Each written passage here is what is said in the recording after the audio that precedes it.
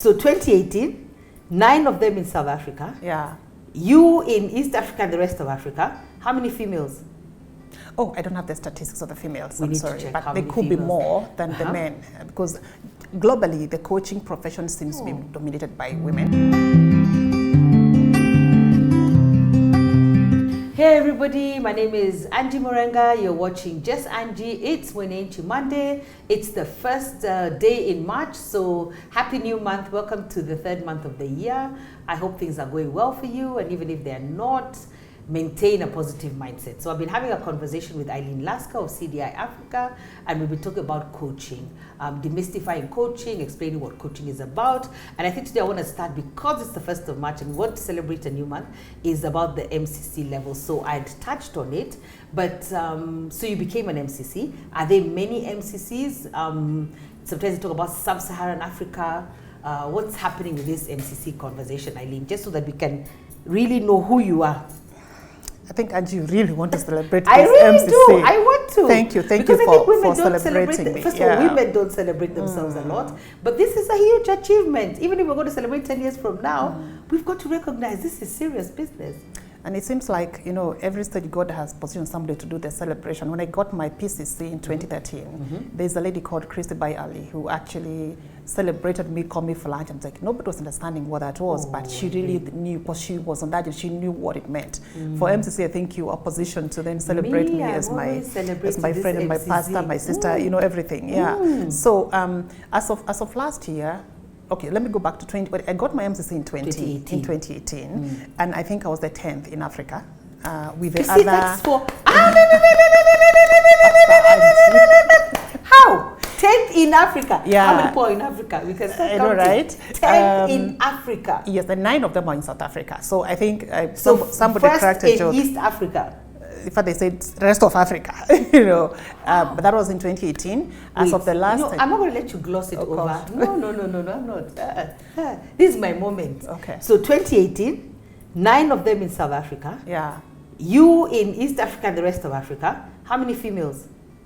Oh, I don't have the statistics of the females. I'm sorry, but they could be more than the men, because globally the coaching profession seems to be dominated by women because of the nurturing.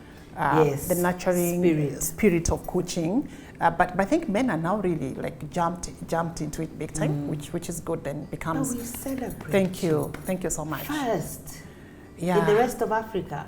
I was told so that time. I checked, actually there were 10 in Africa. I'm going to do the research now. And since you're not doing it, I'm going to do it for you, and then I'm going to bring it out. But go on, sorry. So globally, I think at that time we're just above 1,000.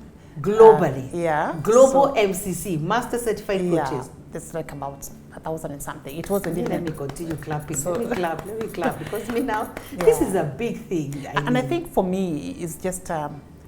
If I choose to do something, I want to do it well. I don't like doing something half measure. So I really wanted to get to the point where I'm like, okay, I'm done with that.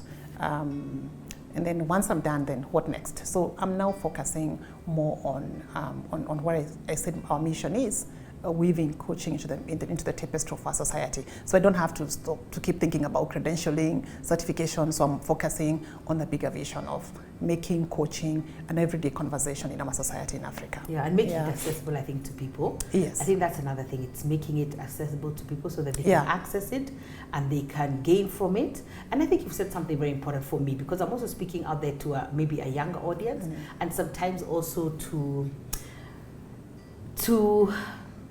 I don't want to say this, sometimes the people who settle for mediocre. So I think that's important, what Eileen has said, that when she does something, she does it well.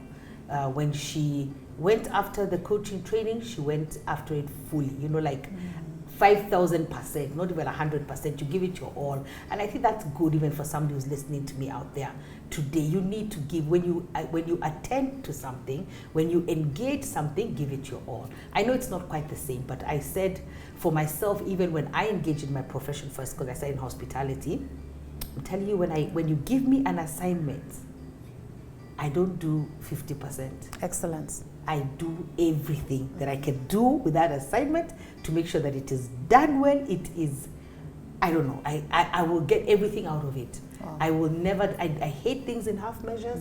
I hate mediocrity. I love us to go the extra mile, You know, some people even say, who will pay you? It's okay, let's just get it done and get it done properly. So I think that's important, that when you started to do something, you did it well. And for you, I love the fact that you've gotten a lot of qualifications, which I like, Eileen, because you just wanted to make sure that you're ready. You wanted to make sure that there's no angle that people can come at this, because you did leadership as well. I know you did, I think, a master's in leadership. Yeah, I've done a master's in leadership at Walden University and specializing in leader development option. So which really backs up the coaching that I do. Yes. Just developing leaders at all levels. Yeah. And then you wrote material, which I've been saying for very many years needs to become a book, because when I came for your course, I mean, the content was a lot. And I remember Crystal saying, you know, Eileen, you pay for a miniskirt and she gives you a maxi, which is true. And she kept saying that I wasn't seeing it. But when I look at it, I mean, my file is this huge. I even have to go back through it. But, you know, it's like you developed content. You're a content developer. And, you know, I keep wondering, what are we going to do with all this content, Eileen? Because my role is to push you somehow. So I don't know, there's so much content and it's amazing content. What's going to happen to all this content? You know, it's interesting. I think I'm gifted in developing content, but I haven't seen this content in a book format.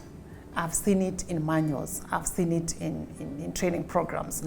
I haven't seen it in books which is yet. Okay, which is fine. But I think from last year, there has been titles that the Lord has been dropping for me. Oh, good. Which are Thank more, you, Jesus. Hallelujah. I'm putting Thank all you. of them down. They sound very interesting. It's not like a book that I thought I would write or books that I thought I would write. And I'm hoping at some point the Lord then can show me how do I connect those titles with what I've written. But I actually enjoy developing programs. You do.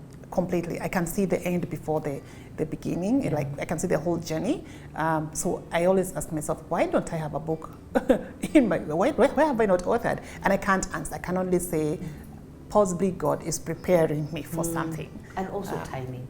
I think think so. timing is everything. Yeah. So if you try to go ahead of your time, you will mess up. It's true. So just wait. He started dropping the titles, write them down, just wait. And then he'll flow. You know, me, there's something I love, it's flowing with Jesus, because he's already taken you on a path. You couldn't have brought yourself here. Absolutely So not. he's the one who's been bringing you here. So we continue to flow and we'll get where we want to go.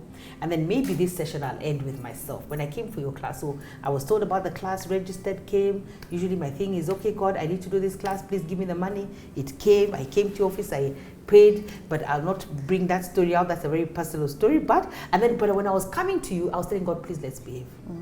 Yeah, we're doing coaching. It's a coaching qualification. I don't want any drama, please. I just want to go in there. You had said you wanted to meet me, meet the lady, register, pay, and leave. And that is what I am doing. So I'd gone giving God all this story as I'm coming to you. And I'm like, Lord, I'm very serious. This is coaching. I'm not joking.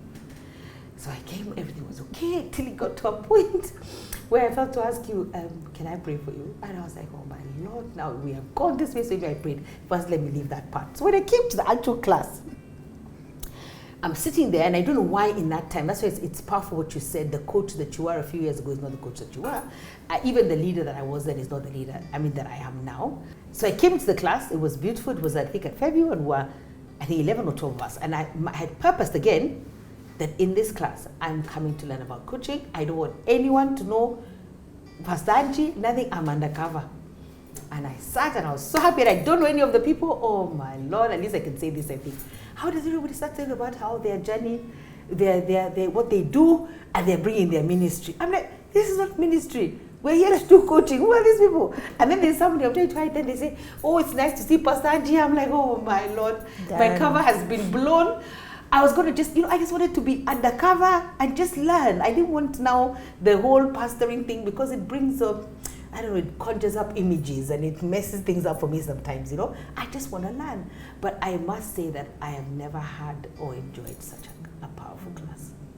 That executive certified leadership coaching. Certified executive leadership coaching. Was amazing. And for me, because let me talk for myself, is like when the coaching is taking place, it's like you're speaking something, but something is speaking back to me. It's like the material is coming alive for me in terms of what's going on in my life, what I need to do. Remember, I had a journal. You guys kept asking me, what am I writing in this journal? It's all right. It's unpacking, and the whole thing is coming alive. So I really love that. Unfortunately, we're out of time. So I will let you respond however you want to in the next Mwenenchi Monday. But thank you very much. Thank you for trusting us. The coaching experience that I had with CDI-Africa. I'll never forget it, and we forge on and move forward. And you can never hide. Yeah, you've got to be who you are. Learning you did, but the cover was removed because it wasn't meant to be covered. You were meant to be doing some other ministry work while at it, and that's what God was just giving you a platform. And maybe I'll talk about that in the next episode. All right. Thank you. God bless you. See ya for the final and last episode as we wrap this up next Monday. God bless you guys.